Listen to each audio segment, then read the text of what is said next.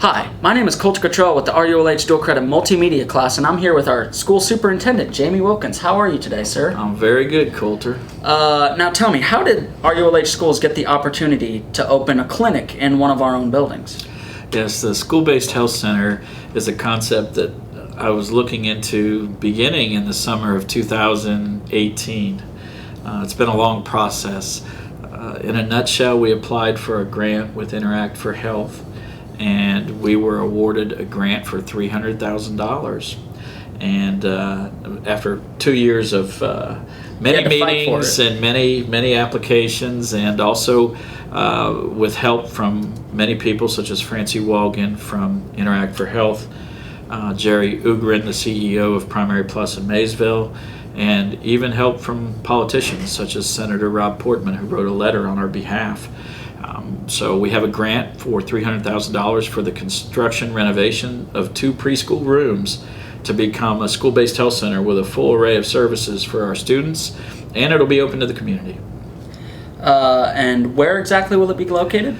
Yes, we are in the elementary building. Mm-hmm. There's the new structure, the elementary school itself, and there's an older structure attached, the preschool center, what used to be the preschool center, and Head Start is still located there. There are 4 classrooms.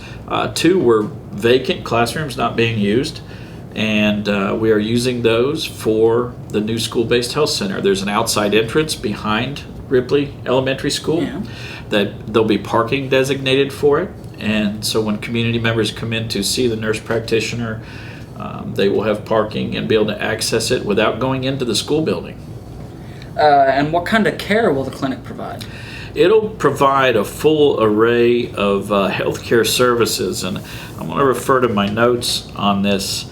A scope of services basically that will be your general health through a family practitioner and nurse, and it will allow people in our community to see a doctor or a nurse practitioner in our case without having to drive to Maysville or to Georgetown. And we hope in the future to expand not only to have the general practice services, healthcare services. We hope that if this goes over well, we may in the future even have a dentist office or expand from there. However, this will serve not only the community but our students and staff. And you truly do believe the local community is going to benefit from it? Yes, I do. I think that many of our community members already use Primary Plus for doctor services. It's right across the river in Maysville, and this will provide a more convenient option to the customer base that already exists.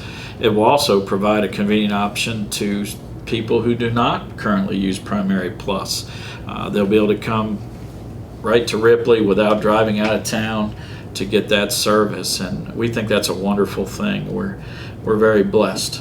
Is there a cost associated with the clinic for the public use? Yes, there is a cost. Now, as far as the school district cost, if I might backtrack a little, we received a grant from Interact for Health for $310,000, and we added an additional $10,000 on monies from the state of Ohio that were for student wellness and success and could only be used for student wellness. So the money that we put in was simply $10,000 one time only. It'll be a Primary Plus business.